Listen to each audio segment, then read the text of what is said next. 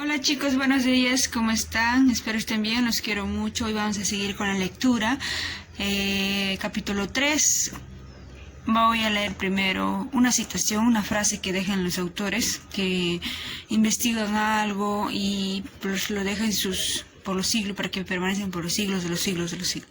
Dice: las células son organismos y las plantas y animales son agregados de dichos organismos. Theodore Schwann, 1839. Célula en desarrollo. Aquí en la imagen, ¿no ven? Es como algo, una imagen.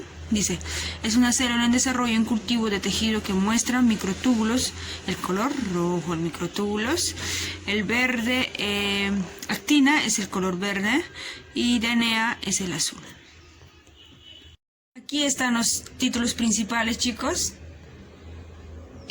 Y esto lo vamos a ver en las siguientes páginas, y así que a darle nada más.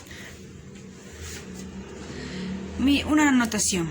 Temas relacionados: el Papanicolau. El doctor George Papanicolau ha salvado las vidas de millones de mujeres al popularizar la prueba de citología por extendido del cuello uterino que lleva su nombre.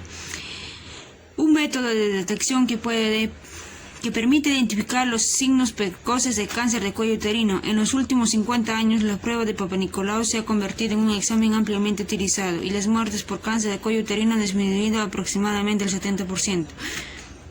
Detectado precozmente, el cáncer de cuello uterino es una de las formas de cáncer con mejor respuesta al tratamiento. Hoy, Jana Melton, quien hace unos meses se realizó una cirugía de cuello uterino y tuvo resultados anormales, vuelve a su médico para repetir el examen. Los nuevos resultados determinaron si debe iniciar el tratamiento oncológico.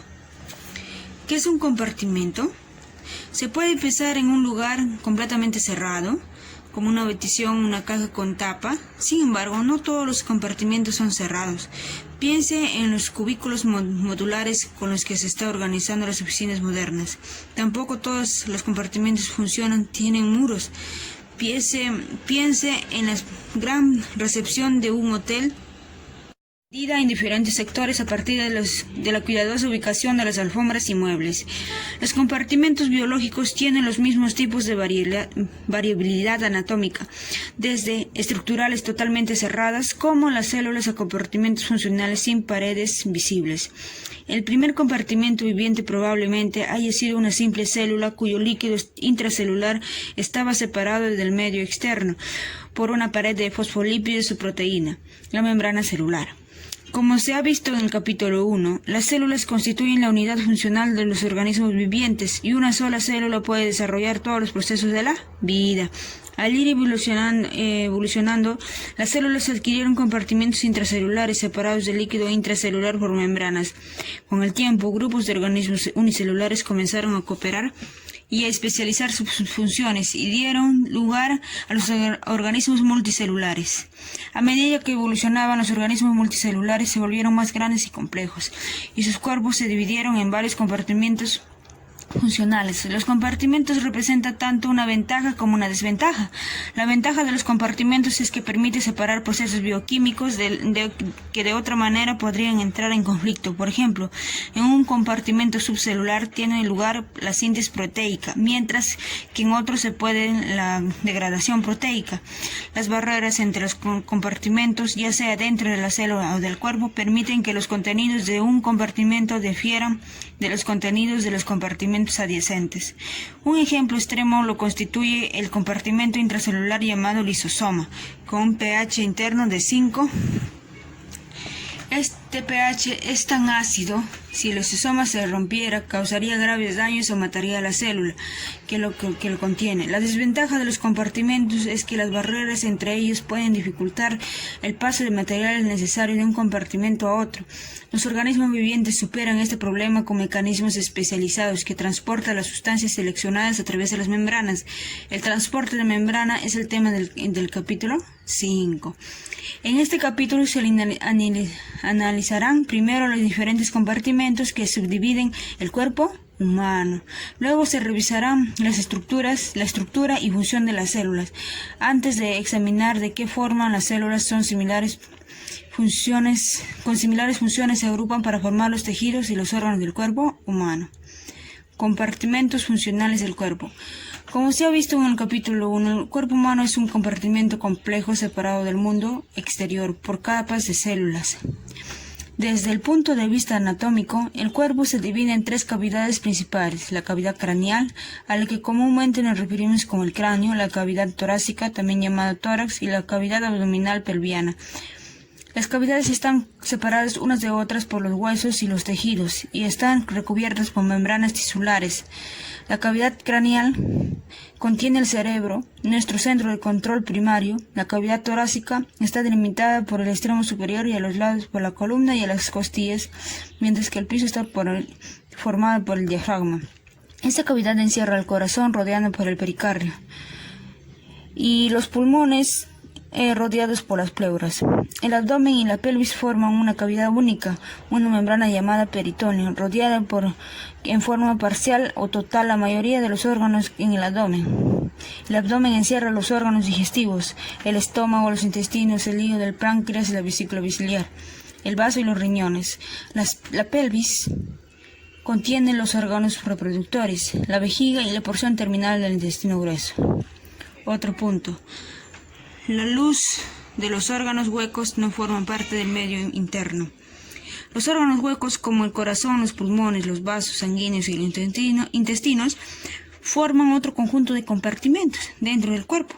El interior de un órgano hueco se denomina luz, que significa lumen, ventana. La luz puede estar total o parcialmente llena con aire o líquido. Por ejemplo, la luz de los vasos sanguíneos está llena con el líquido que denominamos sangre. En algunos órganos, la luz esencial, una prolongación del medio exterior, y el material que se encuentra en ella no forman parte del medio interno del cuerpo hasta que cruza la pared de un órgano. Por ejemplo, se piensa que el aparato digestivo como una parte interna de nuestro cuerpo, sin embargo, su luz es parte del medio exterior. Una analogía sería el orificio de una cuenta. El orificio atraviesa la cuenta, pero no realmente dentro de ella. No pertenece, ¿no? Aquí tenemos posterior, anterior, cavidad craneal, pleura, pericardio, que es el recubrimiento del corazón, cavidad torácica, todo, ¿no? Y diafragma, lo que separa de los pulmones y el corazón al sistema digestivo, la cavidad abdominal, donde está el sistema digestivo, y cavidad pelviana, los juntos se llaman cavidad abdominopelviana. Cavidades principales del cuerpo. Una forma interesante de ilustrar esta diferencia entre el medio interno y externo en la luz es a través de la bacteria Escherichia coli. Este organismo normalmente vive y se reproduce dentro del intestino grueso, un compartimiento interno cuya luz se continúa en el medio exterior. Cuando la Escherichia coli reside en la luz del intestino, no causa daño a su huésped. Sin embargo, cuando la pared intestinal está perforada como consecuencia de una enfermedad o de un accidente y la Escherichia coli ingresa al medio interno del cuerpo, puede provocar una infección grave. Adicionalmente, el cuerpo tiene 3 compartimentos de líquidos. En fisiología, frecuentemente hay más interés en los compartimentos funcionales que en los anatómicos. Como se ha aprendido en el capítulo 1, la mayoría de las células del cuerpo no están en contacto directo con el mundo exterior, sino que están rodeadas por líquido extracelular. Figura 1-3. Si pensamos en todas las células del cuerpo como unidad y el líquido que la rodea como una unidad independiente, podemos dividir el cuerpo en 2 compartimentos principales: el líquido intracelular dentro de las células y el líquido extracelular fuera de las células. Este compartimento está separado por la membrana celular. Aquí vemos, chicos, antes de pasar, las células sanguíneas, que son los eritrocitos, el vaso sanguíneo, que es por la vena, ¿no? La vena por donde pasa la sangre, la pared capilar, o sea, la pared de la vena, ¿no? O del capilar, vena capilar o de la vena cava, cualquiera de las venas. Esto se llama líquido intersticial, que separa un líquido a la membrana celular. Por aquí transcurren los nutrientes y oxígenos hacia las células. Acá está el plasma, ¿no? La unión, es el líquido acuoso que traslada la sangre, donde están los glóbulos rojos, los glóbulos blancos y las plaquetas. El líquido intersticial, líquido intracelular. Aquí, intracelular. Líquido extracelular, o sea, fuera de las células, membrana celular, que es esta, y líquido intracelular, dentro de las células.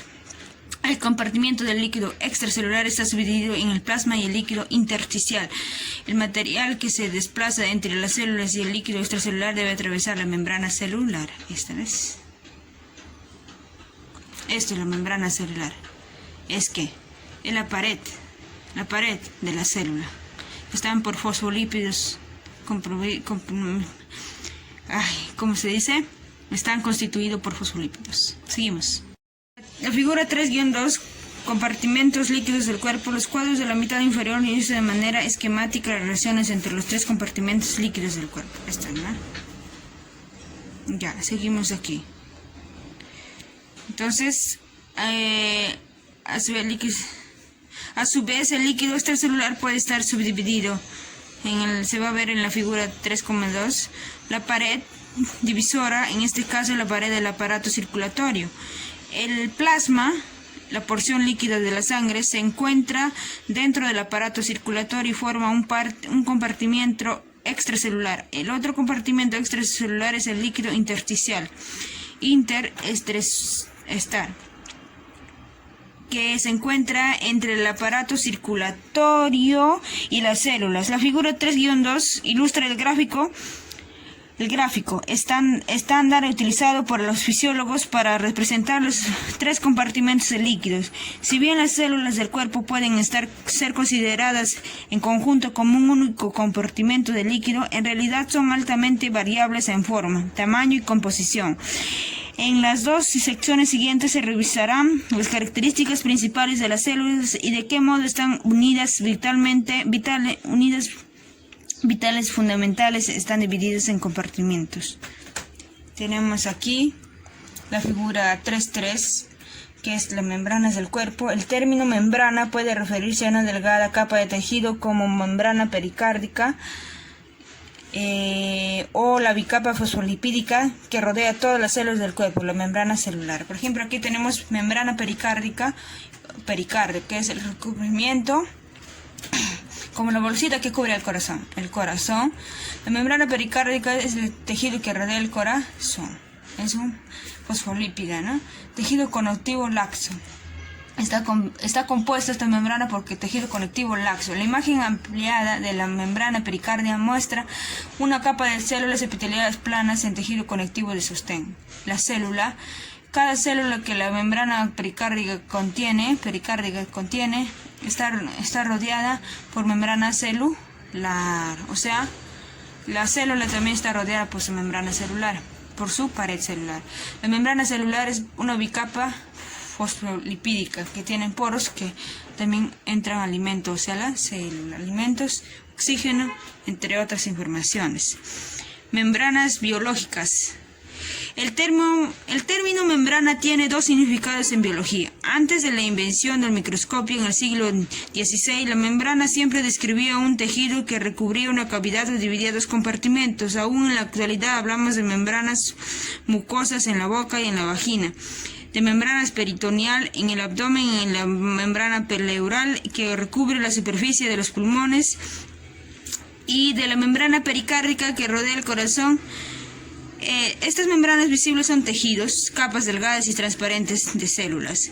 Cuando los científicos observaron las células en un microscopio, la naturaleza de la barrera entre el líquido intercelular y el medio exterior se convirtió en un asunto de gran interés.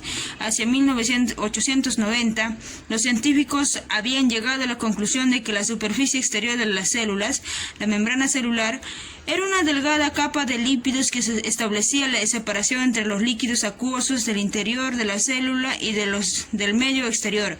Ahora se sabe que las membranas celulares están compuestas por capas microscópicas dobles, que se llaman bicapas de fosfolípidos, que incluyen moléculas proteicas. Por lo tanto, el término membrana puede referirse a un tejido o una capa divisora de fosfolípidos.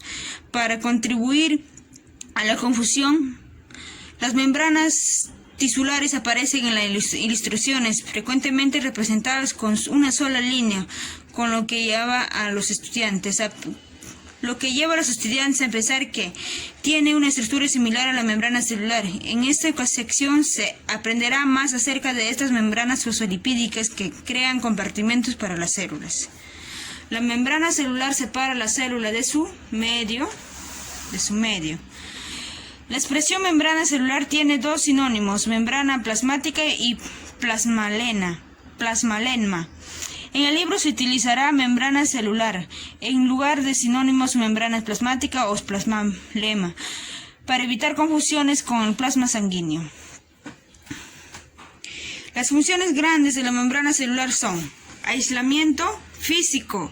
La membrana celular es una barrera física que separa el líquido intracelular en el interior de la célula del líquido extracelular que lo rodea. 2. Regulación de intercambio con el medio. La membrana celular controla la entrada de iones y de nutrientes a las células, la eliminación de desechos celulares y la liberación de productos desde la célula. 3. Comunicación entre la célula y su medio. La membrana celular contiene proteínas que le permiten a la célula reconocer y responder a las moléculas o a los cambios en su medio exterior. Toda alteración en la membrana celular puede afectar las actividades de la célula, como destrucción, muerte, falla, entre otros. 4. Sostén estructural. Las proteínas de la membrana celular mantienen en su lugar el citoesqueleto, el endamiaje interno de la célula, para conservar la forma celular. Las proteínas de la membrana también crean uniones especializadas entre las células adyacentes o entre las células y la matriz extracelular. Es decir, el material extracelular sintetizado y secretado por las células. La secreción es el proceso por el cual una célula libera una sustancia en el espacio extracelular. Las uniones entre células y entre la célula y la matriz extracelular estabilizan la estructura de los tejidos. Para comprender la forma en la que la membrana celular lleva a cabo estas distintas funciones, se examinará en primer lugar el modelo actual de estructura de la membrana celular. Como bien dice, chicos, que tenemos que comprender primero la estructura de la membrana celular. Aquí está. Las membranas están compuestas fundamentalmente por lípidos y proteínas. En las primeras décadas del siglo XX, los investigadores que trataban de descifrar la estructura de la membrana celular fragmentaron las células y analizaron su composición. Descubrieron que todas las membranas biológicas estaban compuestas por lípidos y proteínas y una pequeña cantidad de hidratos de carbono, chicos. Por una estructura única y uniforme no permitía explicar la gran variedad de propiedades de las membranas que se hallaron en distintos tipos de célula. ¿Cómo puede el agua atravesar la membrana celular para entrar en los eritrocitos, pero no puede entrar en determinadas células de los túbulos renales? La explicación tenía que estar relacionada con la disposición molecular de las proteínas y de los lípidos de las distintas membranas celulares. La porción de proteínas y de lípidos es muy variable y depende del tipo de la membrana. Generalmente, cuando más activa es una membrana desde el punto de vista metabólico, mayor es el número de proteínas que contiene. Por ejemplo, las 3/4 partes de la membrana mitocondrial interna, que contiene enzimas para la producción de ATP, son proteínas. Aquí tenemos un cuadro 3-1. Composición de las membranas seleccionadas. Membrana, proteína, lípidos, hidratos de carbono. Membrana celular del eritrocito. Proteínas tienen 49%, lípidos 43%, hidratos de carbono 8%. Membrana mielínica de las células nerviosas. Proteínas 18%, lípidos 79% y hidratos de carbono 3%. Membrana mitocondrial interna, 76% de proteínas, 24% de lípidos y 0% de hidratos de carbono. Es un ejemplo, ¿no? Aquí tenemos una imagen de la membrana lipídica. Grupo de hidratos de carbono de glucoproteína. Tenemos aquí, ¿lo ven? Grupo de hidratos de carbono de glucolípido. Superficie extracelular de la membrana, o sea, hacia el exterior. La membrana se divide en capas con técnica de criofactura de microscopía electrónica. Ahí está. O sea, es como se dice bicapa lipídica, está partida a la mitad. Superficie intracelular de la membrana, proteínas. Ahí está la imagen. Estas bolitas redondas como si estuvieran con vellos. Vamos a explicarles. Las moléculas de colesterol se insertan en la capa lipídica. ¿Ves? De colesterol en la capa en medio de los lípidos. Las colas de los lípidos forman la capa interior de la membrana. Las cabezas de los fosfolípidos miran hacia el líquido intracelular acuoso y hacia los compartimentos extracelulares. Esos moraditos son fosfolípidos. En la figura 3-4, el modelo del mosaico fluido de una membrana biológica. Esta figura. En este modelo, la membrana es una doble capa de moléculas fosfolipídicas. Diversos tipos de proteínas se insertan en la bicapa lipídica. Los hidratos de carbono se unen a las proteínas y a los lípidos de la superficie extracelular y forman glucoproteínas y glucolípidos. Ya. Este análisis químico resultó útil, pero no explicaba la disposición estructural de los lípidos y de las proteínas en la membrana. Los estudios desarrollados en la década de 1920 sugirieron que existía una cantidad suficiente de lípidos en cualquier sector de la membrana para formar una doble capa. El modelo de la bicapa fue modificado durante la década de 1930 de manera de poder explicar la presencia de proteínas con la introducción de la microscopía electrónica. Los científicos pudieron observar la membrana celular por primera vez en 1930. El modelo de membrana de la década de 1960 en las fotomicrografías electrónicas era un emparedado de mantequilla, una capa clara de lípidos entre dos capas oscuras de proteínas. En los primeros años de la década de 1970, las técnicas de criofractura revelaron la disposición tridimensional real de los lípidos y de las proteínas en las membranas celulares, a partir de lo descubierto por los científicos a través de las membranas criofracturadas. En 1972, Singer y G.L. Nicholson propusieron el modelo de mosaico fluido de la membrana. Destaca las características principales de este modelo contemporáneo de estructura de la membrana.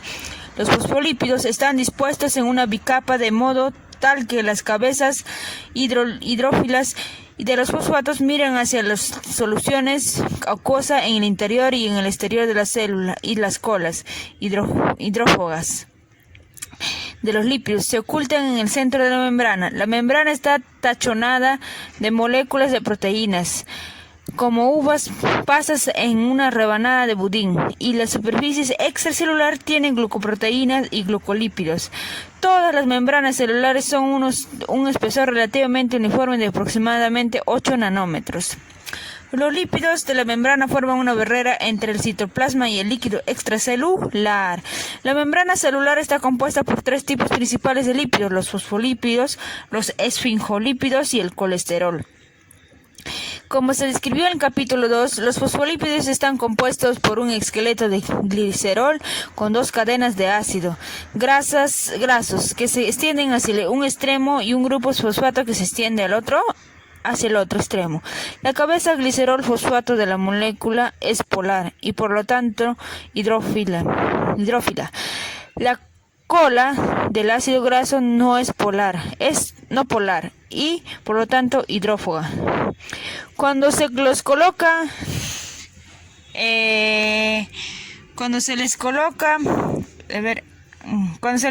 en una solución acuosa, los fosfolípidos se orientan de modo que el extremo polar de la molécula interactúe con las moléculas de agua, mientras que las colas de los ácidos grasos no polares se ocultan y colocan sus cabezas polares entre las colas no polares y el agua.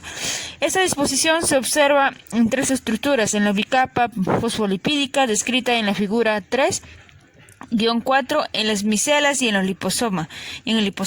Las micelas son pequeñas gotas con única capa de fosfolípidos organizadas, de manera tal que el interior está copada con las colas hidrófugas de los ácidos grasos. Las micelas son importantes en la digestión y absorción de las grasas en el aparato digestivo. Los liposomas son grandes estructuras esféricas cuya pared es una bicapa fosfolipídica. Esta estructura deja un centro hueco con un núcleo acuoso que puede llenarse con moléculas solubles en agua. Los biólogos piensan que una estructura similar al liposoma fue el precursor de la primera célula viviente. En la actualidad, los liposomas se utilizan como medio de administración de fármacos a través de la piel. A ver, vamos a leer aquí. Ahí se entra. Los liposomas para la belleza y la salud. Muchas personas han escuchado por primera vez el término liposoma en relación con las cremas de uso cosmético que prometen llevar nutrientes necesarios a las células. Pero este no es el único uso de los liposomas. Los fabricantes de productos cosméticos han adoptado la tecnología médica desarrollada para optimizar la administración de fármacos en la medicina. Se llena el centro de los liposomas con fármacos o con fragmentos de DNA para terapia génica. Luego se aplican los liposomas sobre la piel o se los inyecta en el torrente sanguíneo. En un estudio se cargaron liposomas con anticuerpos contra el potente agente anticancerígeno doxorubicina para evitar la caída del cabello debido a quimioterapia. Al ser aplicado sobre la piel de ratones en tratamiento con doxorubicina, el DXR, los liposomas fueron absorbidos por los folículos pilosos, donde los anticuerpos protegieron a las células de los folículos del efecto del doxorubicina. Para conocer más acerca de este tema, busque en la página. Si bien los fosfolípidos son los principales lípidos de las membranas, algunas de ellas contienen importantes cantidades de esfingolípidos. Los esfingolípidos también tienen colas de ácidos grasos, pero sus cabezas pueden ser de fosfolípidos o glucolípidos. Los esfingolípidos son levemente más largos que los fosfolípidos. El colesterol también representa una parte significativa de muchas membranas celulares. Las moléculas de colesterol, en su mayoría hidrófugas, se insertan entre las cabezas hidrófilas de los fosfolípidos. El colesterol contribuye a que las membranas sean impermeables a pequeñas moléculas solubles en agua y conservan la flexibilidad de la membrana en el amplio rango de temperatura. A ver acá. Las proteínas de membrana pueden estar unidas de manera estrecha o laxa a la membrana, es otro título. De acuerdo con otras estimaciones, las proteínas de membrana pueden representar aproximadamente 1/3 de todas las proteínas codificadas por nuestro ADN. Cada célula contiene entre 10 y 50 tipos de diferentes de proteínas insertadas en la membrana. Desde el punto de vista anatómico, las proteínas de membrana se clasifican en 3 categorías: proteínas integrales, proteínas periféricas y proteínas ancladas a lípidos. Las proteínas integrales, también llamadas proteína transmembrana, atraviesan completamente la membrana celular. Están unidas de forma ajustada a la membrana debido a que los 25 aminoácidos de los elementos hélice alfa que atraviesan la bicapa son no polares, por ser hidrófobos. Estos aminoácidos crean interacciones no covalentes con las colas de los lípidos, de los fosfatos lipídicas en la bicapa de la membrana. La única manera de extraer las proteínas transmembrana es rompiendo la estructura de la membrana con detergentes o con otros métodos agresivos que destruyen la integridad de la membrana. Chicos, cualquier cosa, cualquier duda, consulten, no se conformen, por favor. Hay que ser curioso. La curiosidad es la clave del éxito. Las moléculas fosfolipídicas tienen cabezas polares y colas no polares. En grupo R es un grupo polar variable. Acá tenemos glicerol, ácido graso, cabeza polar hidrófila, cola polar de ácido graso hidrófoga. modelos moleculares, modelo estructural, modelo estilizado. Los fosfolípidos se disponen en modo tal que sus colas no polares no están en contacto con soluciones acuosas como líquido extracelular. Acá tenemos otro que es las colas, aquí cuando se ve más pequeñas, la bicapa fosfolipídica con una lámina, aquí esta vez. Es las micelas con gotitas de fosfolípidos. Aquí es, los liposomas tienen un centro acuoso. Ya. Los fosfolípidos, acá en esta figura, vamos, los fosfolípidos de membrana forman bicapas micelas o liposomas. Las membranas biológicas son bicapas lipídicas. Las micelas son importantes en la digestión de los lípidos. Los liposomas pueden parecerse a las primeras células vivientes. Las proteínas transmembranas se clasifican en familias de acuerdo con el número de segmentos transmembrana que poseen. Muchas proteínas transmembranas importantes para la fisiología tienen 7 segmentos que atraviesan la membrana. Otras tienen solo uno y algunos llegan a tener hasta 12 Cuando las proteínas atraviesan la membrana más de una vez, las cadenas de aminoácidos sobresalen hacia el citoplasma y hacia el líquido extracelular, como se muestra en la figura 3-7. Los hidratos de carbono se unen a los bucles extracelulares, mientras que los grupos de fosfatos se unen a los bucles intracelulares. La fosforilización de las proteínas es un mecanismo de regulación que utilizan las células para alterar la función proteica. Las proteínas periféricas no atraviesan toda la membrana celular, como lo hacen las proteínas integrales. Se unen de manera laxa a la proteína transmembrana o a la cabeza polar de los fosfolípidos. Pueden ser extraídas sin alterar la integridad de la membrana. Las proteínas periféricas incluyen las enzimas y algunas proteínas de unión estructurales que anclan el citoesqueleto o la membrana. Antes se creía que algunas proteínas de membrana eran periféricas y ahora se sabe son proteínas ancladas a lípidos. Estas proteínas están unidas de forma covalente a las colas de los lípidos que se insertan en la bicapa. Muchas proteínas ancladas a lípidos están asociadas con los esfingolípidos de membrana, lo que lleva a la formación de parches especializados de membrana denominados balsas lipídicas. Las colas más largas de los esfingolípidos se elevan a las balsas lipídicas por encima de los fosfolípidos vecinos. De acuerdo con el modelo del mosaico fluido de la membrana celular, las proteínas de membrana podrían moverse lateralmente de un lugar a otro, dirigidas por filamentos proteicos que corren por debajo de la superficie de la membrana. Sin embargo, los investigadores han comprobado que esto no es válido para todas las proteínas de membrana. Algunas proteínas integrales están ancladas a proteínas de citoesqueleto y por lo tanto son móviles. La capacidad del citoesqueleto de restringir el movimiento de la proteína integrales permiten que las células se desarrollen polaridad, por la cual distintas caras de la célula tienen diferentes proteínas y en consecuencia propiedades diferentes. Esto es de particular importancia en la célula del epitelio de transporte, tema que se estudiará en el capítulo 5. Figura 5. Las balsas de lípidos están formadas por esfingolípidos. En primer lugar vamos a ver acá la figura 3-6. La proteína integral transmembrana. Aquí tenemos glucoproteína, proteína periférica que está hacia el exterior, proteínas ancladas a lípidos que son moraditos, proteínas ancladas a lípidos tanto exterior como interior, proteínas de citoesqueleto que forman el esqueleto para movilidad de la célula, proteína periférica, citoplasma.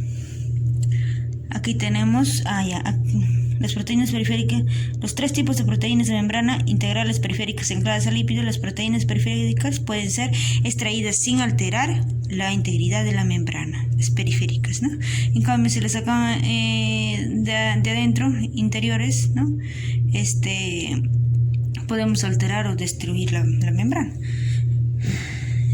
Acá tenemos hidrato de carbono, la imagen. Esto de aquí es membrana celular, el bucle citoplasmático, fosfato, líquido intracelular. Esta proteína que atraviesa la membrana la cruza 7 veces. ¿Ves? Esta proteína fosfato, ¿no?, que atraviesa la membrana cruza 7 veces. Dice aquí, las proteínas integrales. Las proteínas integrales que atraviesan toda la membrana tienen bucles de cadenas peptídicas que se extienden al citoplasma y al líquido extracelular. Los hidratos de carbono se unen a los bucles extracelulares y los grupos de fosfato se unen a los bucles intracelulares. Ya seguimos con la lectura aquí. Aquí vamos a ver imagen real.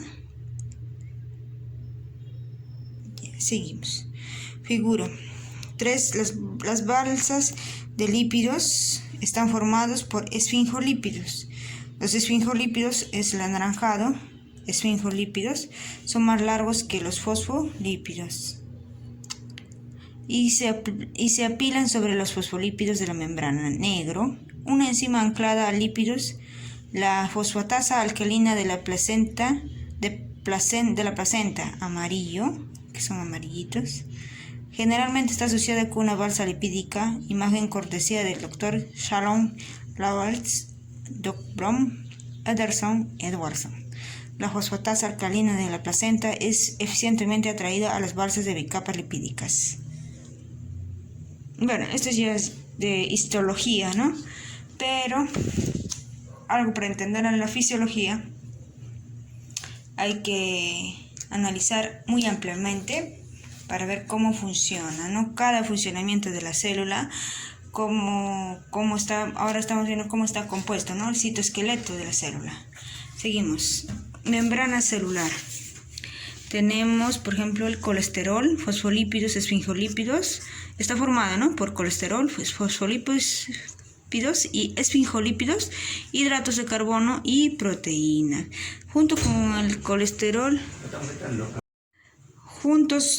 el colesterol como los fosfolípidos y los esfingolípidos forman la bicapa lipídica y que funcionan como, este es un resumen, ¿no?, barrera selectiva entre el citosol y el medio externo. Y después los fosfolípidos y los hidratos de carbono juntos forman glucolípidos. Y los hidratos de carbono y proteínas juntos forman glucoproteínas. Glucolípidos y glucoproteínas cuyas funciones incluyen estabilidad estructural, reconocimiento celular y respuesta inmunitaria. Acá está el resumen hermosísimo, chicos. A ver. Ahí si le toman captura sería muy genial. Ya. Mapa conceptual de los componentes de la membrana celular. Esto es un mapa conceptual de los componentes. Ya, bueno.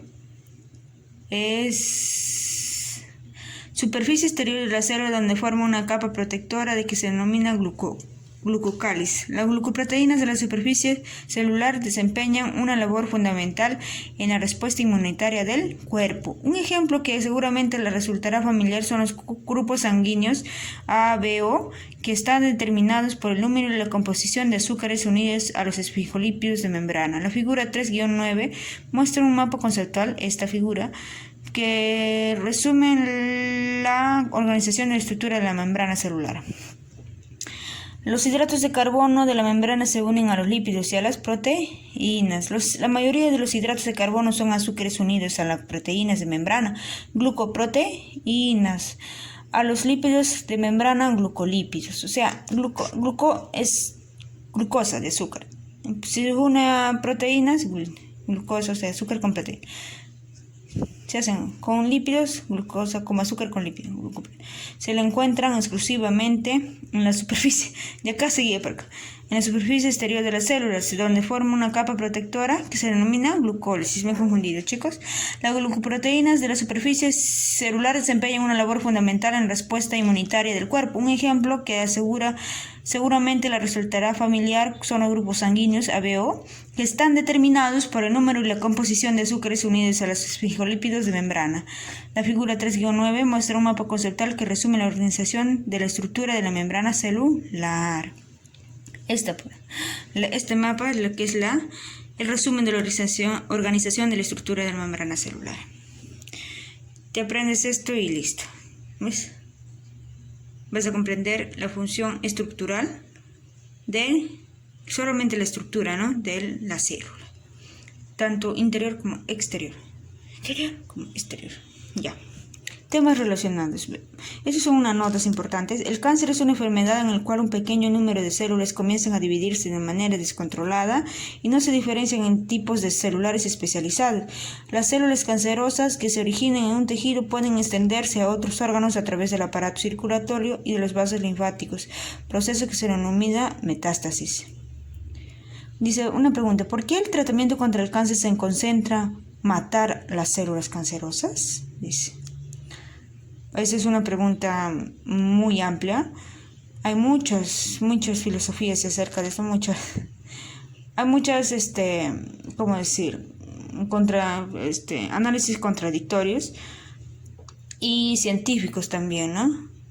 Y hay filosofías también, o sea, tratamientos que son enfocados en otros, no en destrucción, sino en otros tipos de tratamientos, en otros tipos de enfoque.